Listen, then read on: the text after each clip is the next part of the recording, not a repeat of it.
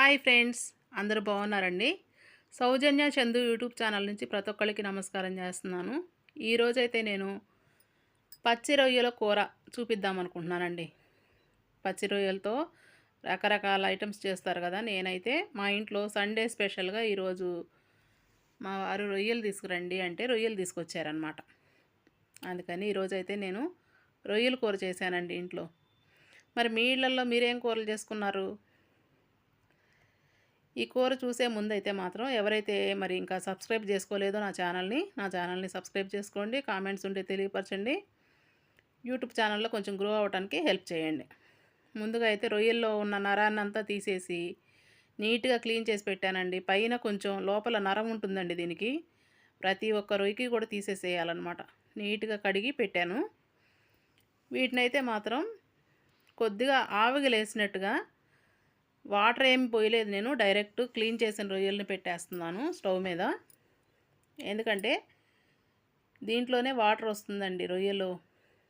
కొంచెం ఉడికేటప్పటికి రొయ్యల్లో వాటర్ వస్తుంది కదా, ఆ వాటర్ని కూరలో యూజ్ చేసేసుకోవచ్చు. కొద్దిగా ఉడికినట్లుగా చేసుకుంటే కూర బాగుంటుందండి, డైరెక్ట్ వేసుకోకుండా. చూసారుగా రొయ్యల్లో నుంచి ఎంత వాటర్ వచ్చిందో. ఇలాగ కొంచెం మగ్గిన తర్వాత తీసి పక్కన పెట్టేసుకోండి. కూరకి సరిపోను మనకి ఆనియన్స్, పచ్చిమిర్చి, టమాటా అయితే ఒక్క టమాటా కట్ చేసుకోవచ్చు. నేనైతే టమాటా వేస్తానండి, ఒక్క టమాటా వేశాను. టమాటా వద్దు అనుకుంటే మీరు టమాటా వేసుకోమాకండి.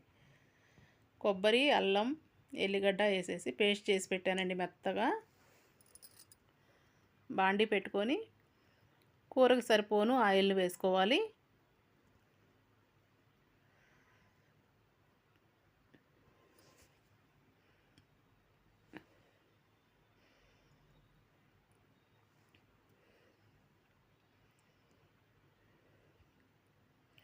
ఆయిల్ హీట్ అయిన తర్వాత మనం కట్ చేసి పెట్టుకున్న పచ్చిమిర్చి, ఆనియన్స్ వేసేసుకొని కొద్దిగా పసుపు, ఉప్పు వేసేసి ఈ ఉల్లిగడ్డ కొంచెం బాగా దోరగా వేగేటట్టుగా వేయించుకోవాలండి.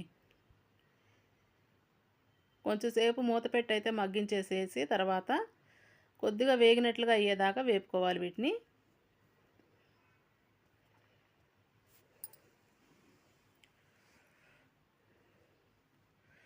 మా దగ్గర అయితే పచ్చి రొయ్యలు ఈరోజు కేజీ 350 రూపాయలు అంటండి. మా వారు 350 రూపాయలు పెట్టి ఒక కేజీ రొయ్యలు తీసుకొచ్చారు. కేజీ తీసుకొస్తే దాంట్లో వేస్టేజ్ అంతా పోతుంది కదా, హాఫ్ కేజీ వచ్చుంటాయేమో. హాఫ్ కేజీలో కూడా ఆవుగిలేస్తే ఇంకా కొద్దిగా అయిపోతాయి. పచ్చి రొయ్యలు ఎన్ని తెచ్చినా కూడా చూడటానికి కొంచెం తక్కువగానే అనిపిస్తాయి. నేనైతే అన్నాను, ఇవి కేజీ రొయ్యలా అని. కేజీ ఉండవేమోనండి అన్నాను. లేదు లేదు, కేజీ తీసుకొచ్చాను. పైనంతా ఒలిసేసి తీసుకొచ్చేటప్పటికి ఇంకా వెయిట్ తగ్గిపోతుంది కదా అన్నారు. ఉప్పు, పసుపు వేసి ఒకసారి అంతా కలుపుకోవాలండి. మరి మీ ఊర్లో పచ్చి రొయ్యలు కేజీ ఎంత ఉన్నాయో ఒకసారి కామెంట్ చేయండి. నా వీడియోస్ చూస్తారే కానీ మీరు ఎవరు కామెంట్స్ ఎందుకు చేయరండి? రోజు నా వీడియోస్ చూస్తూనే ఉంటారు. నా వీడియోస్కి ఎందుకో కామెంట్స్ అయితే చాలా తక్కువే వస్తాయి, ఎక్కువ కామెంట్స్ ఏమీ రావు.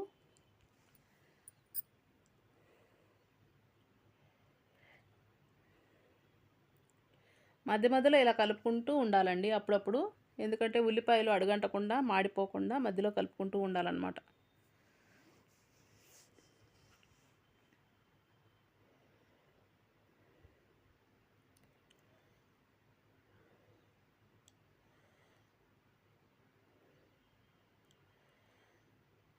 ఈ ఉల్లిపాయ, పచ్చిమిరపకాయ చూసారుగా వేగిపోయినాయండి ఇవన్నీ కూడా.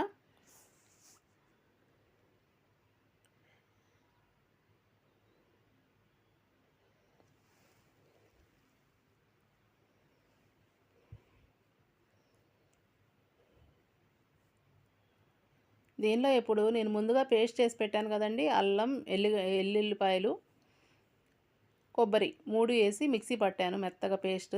ఆ పేస్ట్ అయితే ఓ 2 స్పూన్లు వేశాను.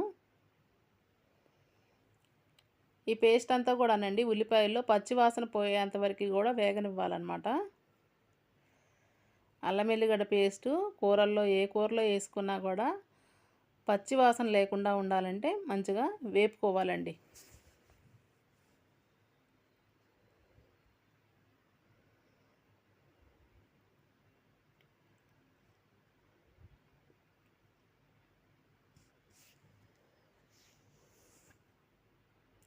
ఇవన్నీ కూడా వేగిపోయాయి.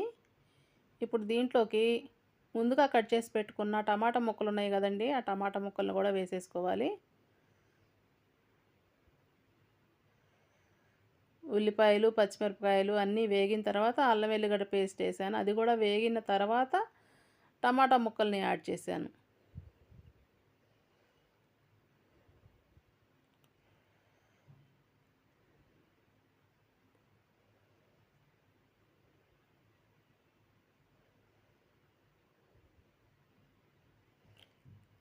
టమాటా ముక్కలు వేసిన తర్వాత కూరకి సరిపోను కారాన్ని వేసుకోవాలండి. మనం మిరపకాయలు వేసాం కదా! ఆ మిరపకాయల కారము, ఈ కారప్పొడి చూసుకొని మన టేస్ట్‌ని బట్టి కారాన్ని యాడ్ చేసుకోవాలి.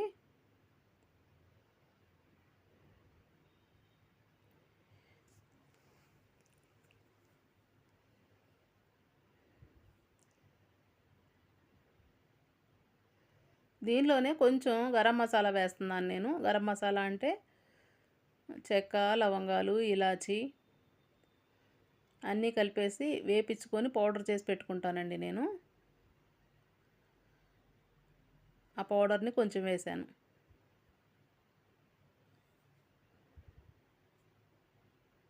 ఇలాచి, చెక్క, లవంగాలు, ఇలాచి, ధనియాలు కూడా అన్నీ వేసి ఒకేసారి వేయించి పౌడర్ చేసుకుంటాను. అది వేసాననమాట. ఇప్పుడైతే ఒక 2 స్పూన్లు పెరుగు వేసానండి. పెరుగు ఎందుకు వేసాను? పెరుగేస్తే ఏంటంటే అండి, నీచు వాసన లేకుండా ఉంటాయి కూరలు. టేస్ట్ కూడా చాలా బావుంటాయన్నమాట. అందుకని ఓ 2 స్పూన్లు పెరుగునైతే ఏసానండి. వేసేసి అంతా గూడా మంచిగా కలిసేటట్టుగా కలుపుతున్నాను.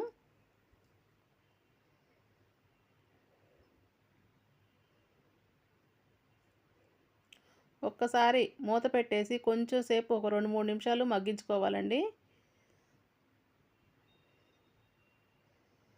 ఈ మసాలాలన్నీ గూడా, ఈ ఉల్లిపాయలు అన్నీ గూడా కొంచెం మగ్గిన తర్వాత దీంట్లోకి ముందుగా ఆవగలేసి పెట్టాను గదండీ పచ్చి రొయ్యలు, వాటిని వేసేసుకోవాలనమాట.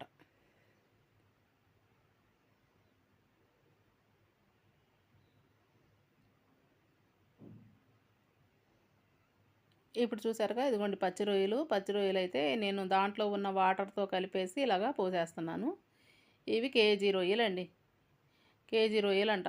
కొంచెం రొయ్యల్లాగా అనిపిస్తున్నాయి నాకైతే.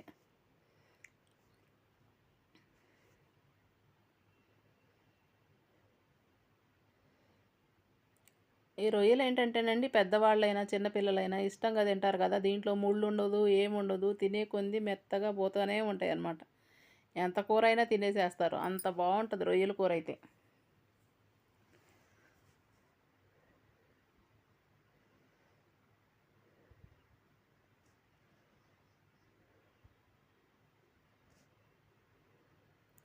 అంతా గూడా ఒకసారి కలిసేటట్టుగా కలిపాను. దీనిలోనే కొంచెం వాటర్‌ని యాడ్ చేస్తున్నానండి నేను. మిక్సీ జార్‌లో ఇందాక పేస్ట్ చేసి పెట్టాను గదా! కొంచెం జార్‌లో కొంచెం వాటర్ పోసేసి తొలిపి పోసాననమాట. రొయ్యల్లో వచ్చిన వాటరు, కొంచెం ఈ వాటర్ యాడ్ చేశాను కదా! దీంతో పాటు కూర మగ్గిపోతుందండి ఇక. ఉడికిపోతాయి రొయ్యలు. ఒకసారయితే సాల్ట్, ఉప్పు, కారం అన్నీ సరిపోయినాయా లేదా అన్నట్టుగా చూస్తున్నాను నేను టేస్ట్.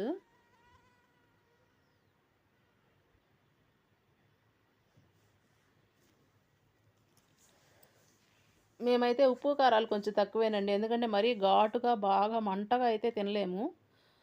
అలా అని మరీ తక్కువ కాదు. మామూలుగా మీడియంగా తింటామనమాట. కొద్దిగా సాల్ట్ అయితే తగ్గింది. అందుకని కొంచెం సాల్ట్ యాడ్ చేస్తున్నాను నేను. కొంతమందేంటంటే బాగా ఎర్రగా ఉండాలి, బాగా ఘాటుగా ఉండాలి అన్నట్టుగా, అంటే వాళ్ళు తినేదాన్ని బట్టి ఉప్పు, కారాలు వేసేసుకుంటారు కూరల్లో. ఇప్పుడు మళ్ళీ ఒకసారి సాల్ట్ సరిపోయిందా లేదా డౌట్ అనమాట. ఇప్పుడైతే కరెక్ట్‌గా సరిపోయిందండి.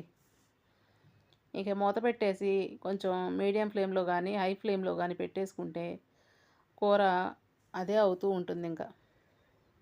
కాకపోతే మధ్య మధ్యలో ఒకసారి తిప్పుకోవాలండి. ఎందుకంటే మొత్తం కూర కలిసేటట్టుగా అంతా కూడా తిప్పుకున్నామనుకోండి, రొయ్యలన్నీ కూడా అటు ఇటు అవుతూ ఉంటాయి. మంచిగా ఉడుకుతాయి అన్నమాట. అందుకని అంతా కూడా కలుపుతున్నాను.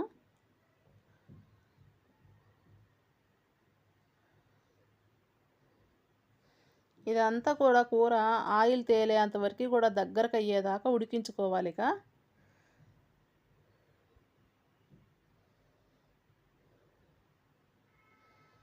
అయిపోవస్తుందండి ఇంకా. ఎందుకంటే దగ్గర పడిపోయింది కూర అంతా కూడాను.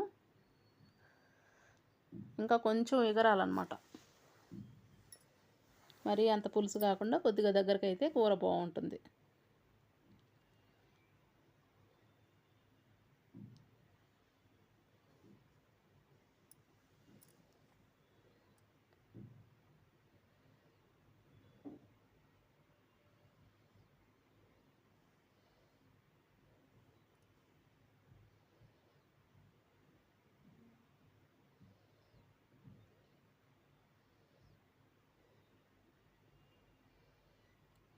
చూసారుగా, ఆయిల్ అయితే మాత్రం పైకి తేలుతుందండి. మనకి ఎలా తెలుస్తుంది ఏంటి అంటే, ఏ కూర అయినా సరే దగ్గరకయ్యే కొద్ది ఆయిల్ పైకి వస్తుందండి.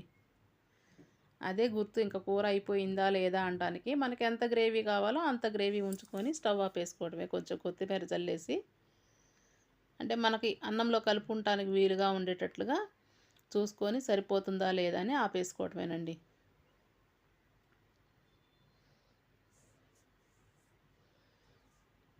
నాకైతే ఇంకా కొంచెం ఎగరాలి అనుకుంటున్నాను. అందుకే మూత పెట్టి మళ్ళీ మగ్గిస్తున్నాననమాట. ఇంకా కొంచెం దగ్గర కావాలి.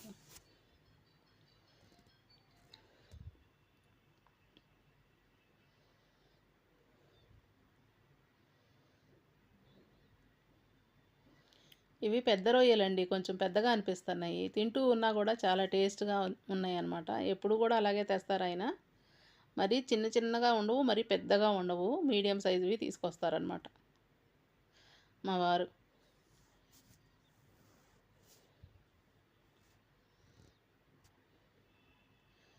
కూర అయితే అయిపోయిందండి. దగ్గరకయిపోయింది కదా! ఇంకా నేను అందుకని కొత్తిమీర జల్లేస్తున్నాను. కొత్తిమీర జల్లేసుకొని స్టవ్ ఆపేయటమే. వేడి వేడిగా రొయ్యల కూర అయితే రెడీ అయిపోయింది. ఈరోజు మా ఇంట్లో సండే స్పెషల్ అనమాట. ఓ పక్కన రైస్ కూడా పెట్టేశాను. అన్నం కూడా మగ్గుతుంది. సండే వచ్చిందంటే ఏ ఇంట్లో అయినా కూడా ఏదో ఒక స్పెషల్ తినాలి, స్పెషల్ కావాలి అనిపిస్తుంది కదా! ఎందుకంటే కొంచెం టైం ఉంటుంది కాబట్టి, జెంట్స్ ఇంట్లో ఉంటారు, పిల్లలు ఇంట్లో ఉంటారు. అందుకని అందరికీ నచ్చేటట్లుగా ఏదో ఒకటి నాన్ వెజ్ ఐటెమ్ చేసుకొని తింటూ ఉంటాము. ప్రతి ఇంట్లో కూడా గుమగుమలాడిపోతూ ఉంటుందన్నమాట సండే వచ్చిందంటే. పని కొంచెం ఎక్కువే ఉంటుంది లేడీస్‌కి. అందరూ కూర్చొని తిన్నారు అన్నట్టుగా హ్యాపీ అనిపిస్తుంది.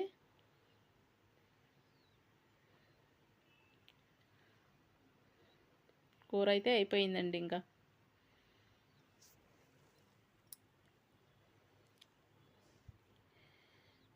నాకైతే ఇంకా ఆకలేసేస్తుందండి బాగా. ఇప్పుడు 1:30 అయిపోయింది టైము.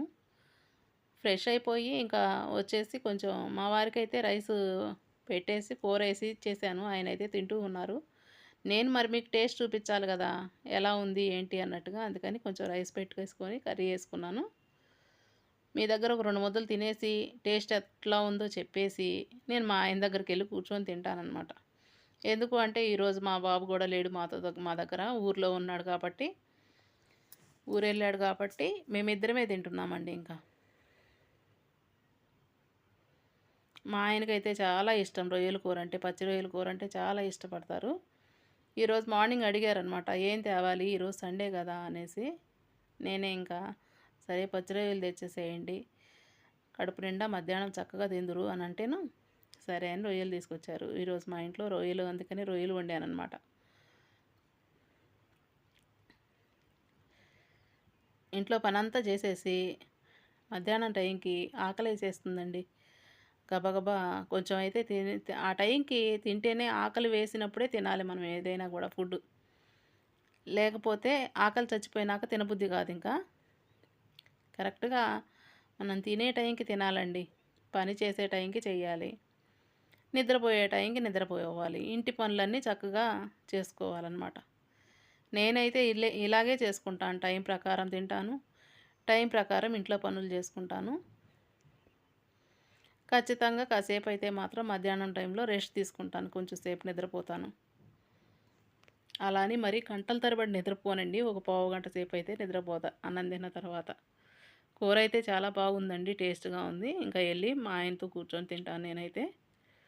ఓకే ఫ్రెండ్స్, నచ్చిందా అండి? నచ్చితే మాత్రం లైక్ చేయండి. వేరే వాళ్ళకి షేర్ చేయండి. యూట్యూబ్‌లో ఇంకా నేను కొంచెం గ్రో అవ్వటానికి హెల్ప్ చేయండి. ఇంకా ఎవరైనా సబ్స్క్రైబ్ చేసుకోకపోతే నా ఛానల్‌ని సబ్స్క్రైబ్ చేసుకోండి. వేరే టేస్టీగా ఉండే పచ్చి రొయ్యల కూర గుమగుమలాడిపోయేటట్లుగా, కమ్మగా ఉండేటట్లుగా చాలా బాగా కుదిరిందండి. మీరు కూడా ఇదే ప్రాసెస్‌లో, ఇదే పద్ధతిలో చేసుకొని ఒకసారి తిన్న తర్వాత కామెంట్ రూపంలో నాకు తెలియపరచండి. చాలా సింపుల్‌గా, ఈజీగా చేసేసుకోవచ్చు. టేస్ట్ మాత్రం అద్భుతంగా, అమోఘంగా ఉంటుంది. ఓకే ఫ్రెండ్స్, మరి బాయ్ అండి. ఇంకా ఉంటాను నేను. మీ సౌజన్య.